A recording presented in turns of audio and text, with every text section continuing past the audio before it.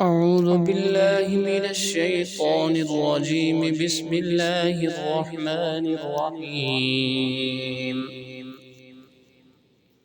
الرحمن علم القرآن خلق الإنسان علمه البيان. الشمس والقمر بحسبان والنجم والشجر يسجدان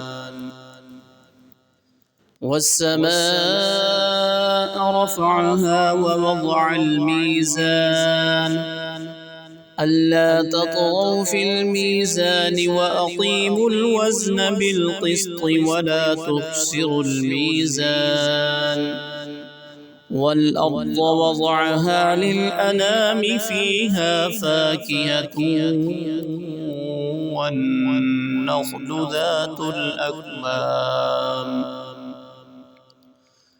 والحب ذو العصف والريحان فبأي آلاء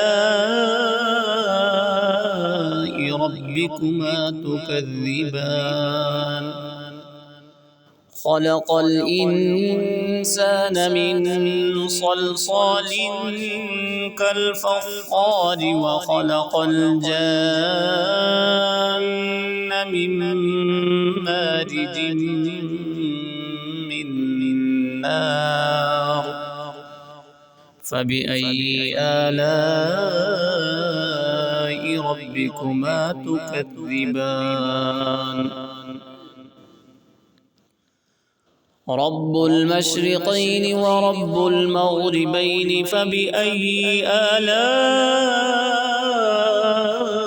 ربكما تكذبان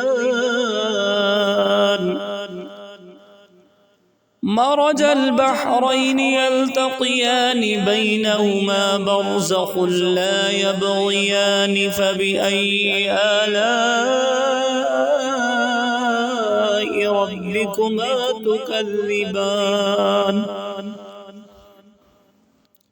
يخرج منهما اللؤلؤ والمرجان فبأي آلاء ربكما تكذبان وله الجوار المنشآت في البحر كالأعلام فبأي آلاء ربكما تكذبان كل من عليها فان ويبقى وجه ربك ذو الجلال والإكرام فبأي آلاء ربكما تكذبان يسأله من في السماوات والأرض كل يوم هو في شأن فبأي آلاء ربكما تكذبان سنفرغ لكم أيها الثقلان فبأي آلاء ربكما تكذبان يا معشر الجن والإنس إن استطعتم أن تنفذوا من أقطار السماوات والأرض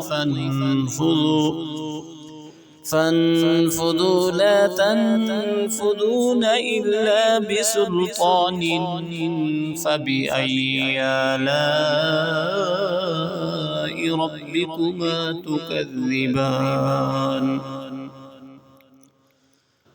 يرسل عليكما شواظ من نار ونحاس فلا تنتصران فبأي آلاء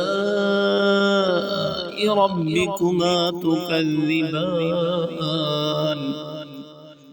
فإذا انشقت السماء فكانت وردة كالدهان فبأي آلاء ربكما تكذبان فيومئذ لا يسأل عن ذنبه إنس ولا جان. فبأي آلاء ربكما تكذبان؟ يعرف المجرمون بسيماهم فيؤخذ بالنواصي والأقدام. فبأي آلاء ربكما تكذبان؟ هذه جهنم التي يكذب بها المجرمون يطوفون بينها وبين حميم الآن. فبأي آلاء ربكما تكذبان؟ ولمن خاف مقام ربه جنتان. فبأي آلاء ربكما تكذبان؟ ذواتا أفنان. فبأي آلاء ربكما تكذبان؟ فيهما عينان تجريان. فبأي آلاء ربكما تكذبان؟ فيهما من كل فاكهة زوجان. فبأي آلاء ربكما تكذبان؟ متكئين على فرش بطائنها من استبرق وجنى الجنتين دان. فبأي آلاء ربكما تكذبان؟